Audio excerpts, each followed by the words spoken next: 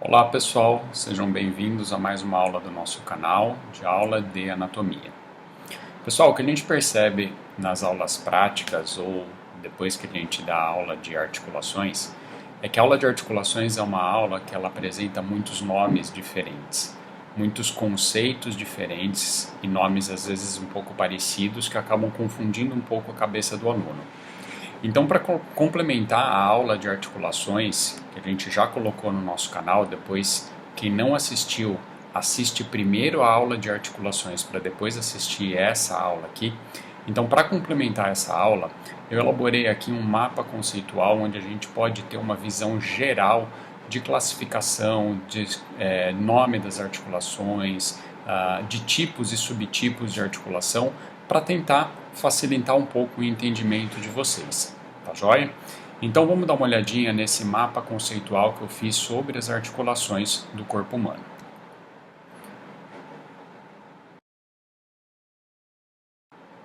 Então pessoal, as articulações como um todo, a gente sabe, a gente já viu na outra aula, que as articulações são junturas, elas são divididas em 3 tipos. Em que se baseia essa divisão? No tecido interposto, como a gente já falou na outra aula. Então, baseado no tecido interposto, as articulações são divididas em articulações fibrosas, articulações cartilagíneas e articulações sinoviais. As articulações fibrosas, elas são subdivididas em 3 tipos ainda de articulações fibrosas, que são as suturas.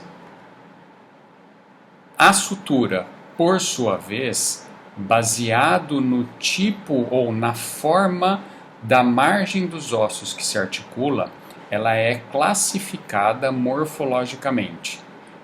Como que ela é classificada morfologicamente? Em suturas planas, sutura do tipo Schindlese, sutura do tipo escamosa e sutura do tipo serrátil. Então, quem não lembra o que é cada uma delas, volta lá na aula de articulações e dá uma olhadinha de novo. As fibrosas ainda, além das suturas, a gente tem um outro tipo de articulações fibrosas, que são as sindesmoses. E além das sindesmoses, a gente tem uma articulação específica que também é fibrosa e que não é sutura e nem sindesmose, que é a gonfose, que é a própria articulação dento-alveolar, como nós vimos na aula de sutura anteriormente. As articulações cartilagíneas, por sua vez, elas também são subdivididas em 2 tipos. Esses 2 tipos de articulações cartilagíneas, eles se dividem baseado aqui no tipo de cartilagem que a gente tem entre as peças que se articulam. Então a gente vai ter dentro das articulações cartilagíneas a sínfise e as sincondroses. Também, isso daqui está muito bem explicado na aula de articulações.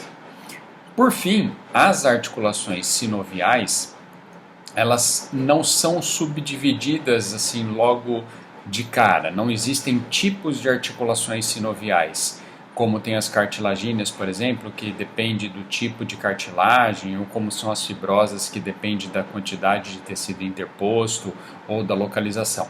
As articulações sinoviais, elas sempre vão ser articulações sinoviais.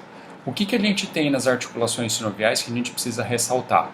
Elementos anatômicos, e existe uma classificação também das articulações sinoviais, mas não existem tipos diferentes de articulações sinoviais. Os elementos anatômicos das articulações sinoviais são de 2 grupos.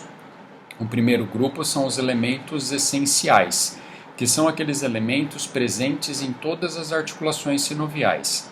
Quais são esses elementos essenciais? São o espaço sinovial, o líquido sinovial, a cartilagem e a cápsula articular. Esses 4 elementos sempre presentes em todas as articulações sinoviais.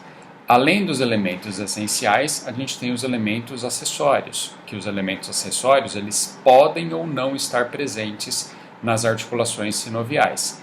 Muitas delas têm, mas pode ser que não tenha.